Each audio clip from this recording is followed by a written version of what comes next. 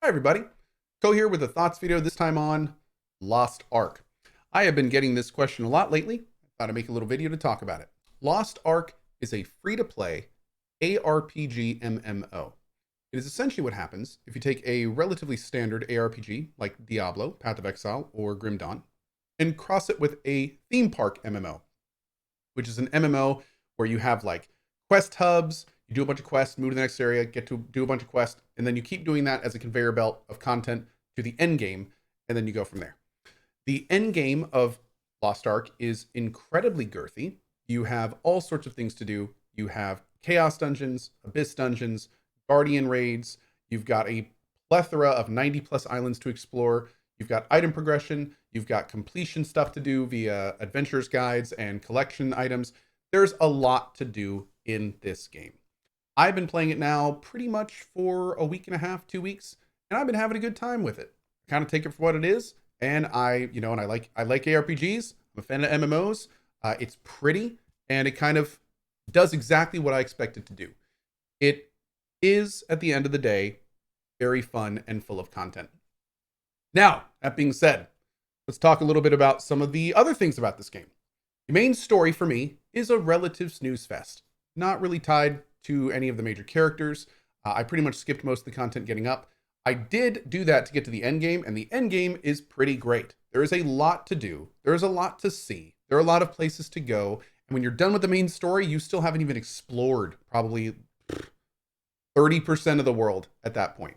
So there is a lot to do and a lot of area and things to traverse and go across. Now, again, with the not so great things. The game is essentially, like I said, an ARPG plus a theme park MMO and then a dash of free to play. Now, the free to play stuff is essentially, in a lot of ways, a mobile game. This game is designed to make it very easy to spend money on it. It has a lot of mobile game style mechanics, like the Stronghold, which is essentially like a timer ridden, mission based kind of like, pay to progress faster kind of thing that you basically find in any mobile game. Although competitive in-game PvP is balanced, the rest of the game can pretty much be bought in one way or another. You can use real-life money to buy in-game currency. You can buy packs of things. There are tons and tons of little like boxes to open up and little loot things to buy off the store. There's an entire card system which you can then buy packs for. It's essentially that dash of free-to-play is very apparent. So if you're the type of player who that's a deal breaker, there's a good chance there's enough of that in this game that's going to be a deal breaker overall. Now, is it pay to win?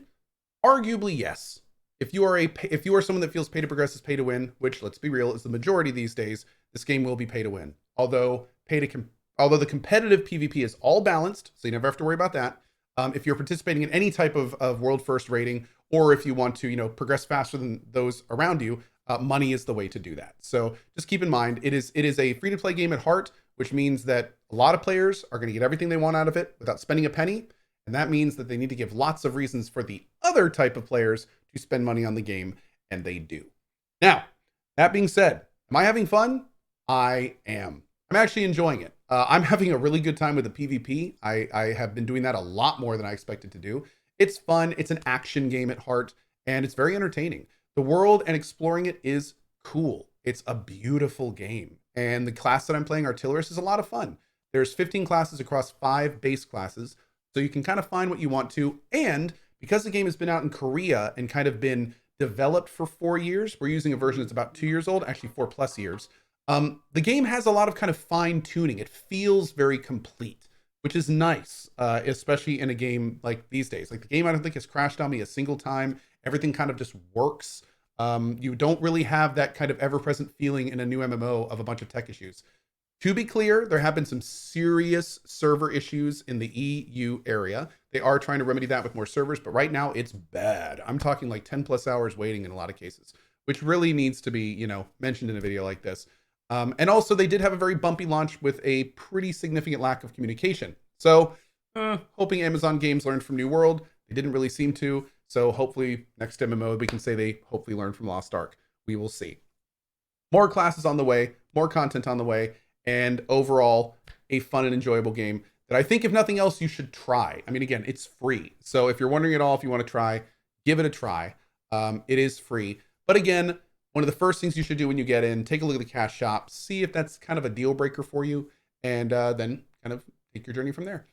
Also important to mention that if you are somebody who plans on putting a lot of time into it, there's pretty much nothing in the shop that you can buy that a free-to-play player can't get eventually. It is going to be a lot slower for a free-to-play player, but there is nothing in the store where you can only buy it outside of cosmetic items. So if that's a concern of yours, there you go. As a final bit of disclosure in this, I do want to let people know that I am participating in the Legends of the Lost Ark event on Twitch. That means they did provide me with a Platinum Founders Pack, and which I've not spent any more money on the store, but I did get a Platinum Founders Pack, and I'm doing some sponsor streaming for the product as well. As always, that wouldn't influence my opinion at all. And if I did have anything more significantly negative to say about the game, I would. But right now, I am having a good time with it. I hope you do as well. And as always, thank you for watching this Thoughts video. Feel free to drop by and ask any questions if you have them. We'd love to talk to you. And as always, thanks for being here and watching. See you next time. Bye-bye.